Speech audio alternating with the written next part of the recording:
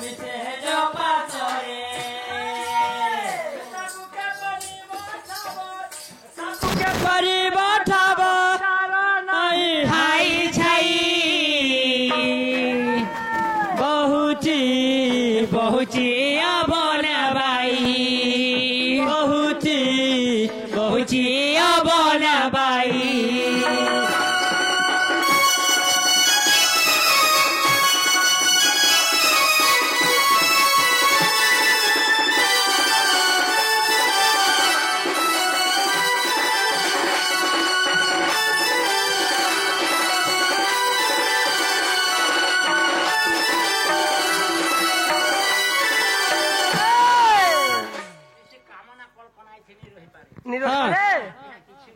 किसी नहीं रहे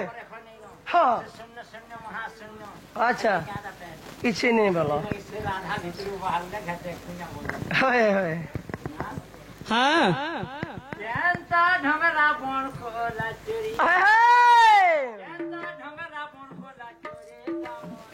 राधिका गोरीगा राधिका गोरी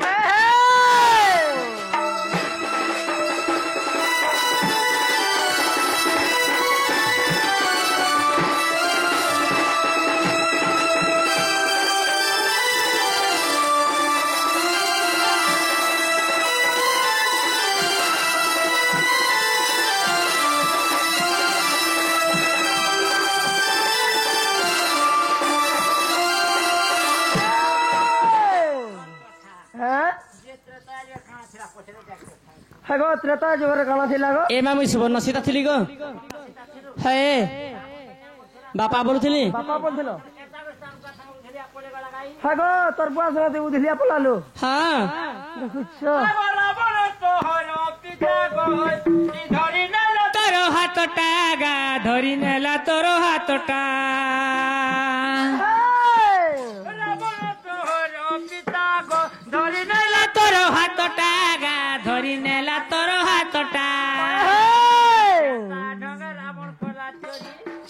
केता ढंगरा बन कोला चोरी केता ढंगरा बन कोला चोरी गावर राधिका गुरी गा धन राधिका गुरी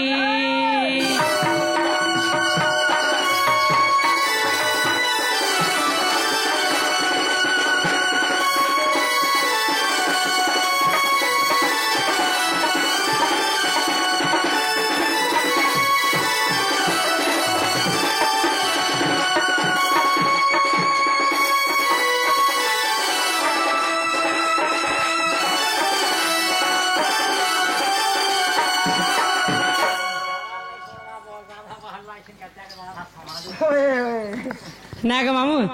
एंता कथा माने पचरासन गो मामू एंता कथा बता मुनी जानी गो मामू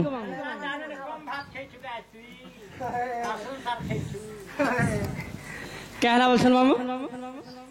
खाना चल कबा लगी पड़वा ए मा सुनी राधिका दी अंति उत्तर ए मा सुनी राधिका दी अंति उत्तर ए मा वेदमती कन्या नाम मोहर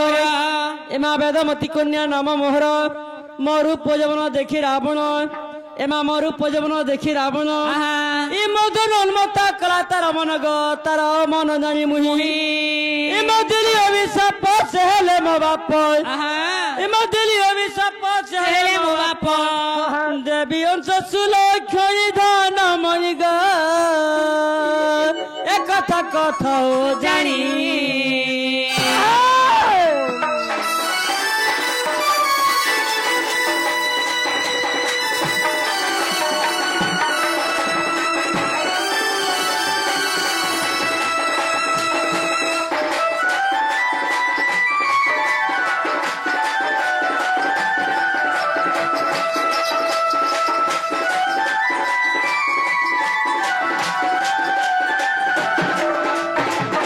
एमा सीता हरण रावण मरण एमा सीता हरण रावण मरण देवता को देले बहु कषण नाना मुनि नाना मत होई जहा को जेपरि पद दिसुची गो शास्त्र होई अछि रखा एमा महाज्ञानीवंत विश्ववार सुत ता लागी मो कर्म बंका नागर गय ध्वंस कली सन लंका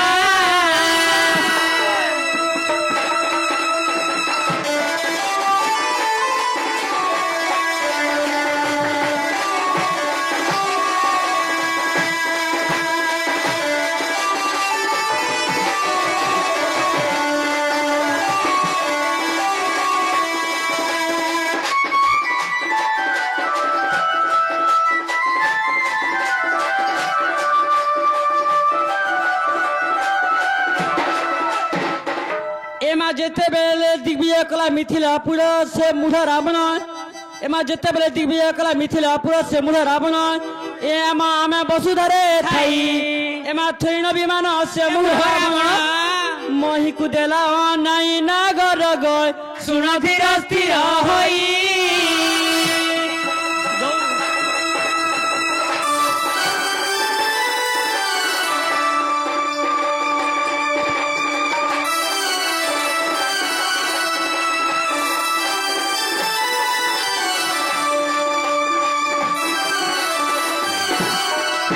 एमा जेते बेले तार रेत खसिला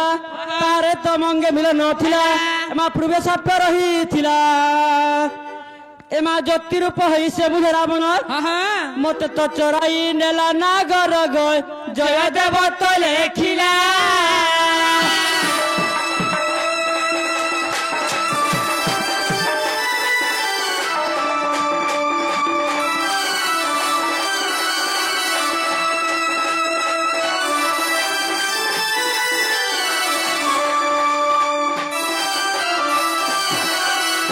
एमा एक कथा लेखा अछि रास रामायण रे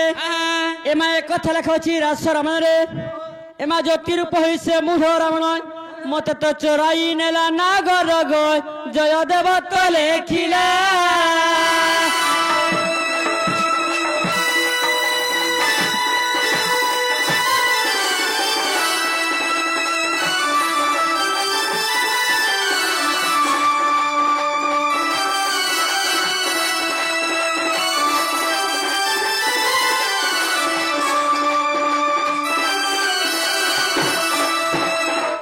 मामू याद हला क्या बोला तो याद हला क्या बोला अरे हेला के एटा बुलछन वही जे ए मुई माखी छे तोरो कुछ छे मोली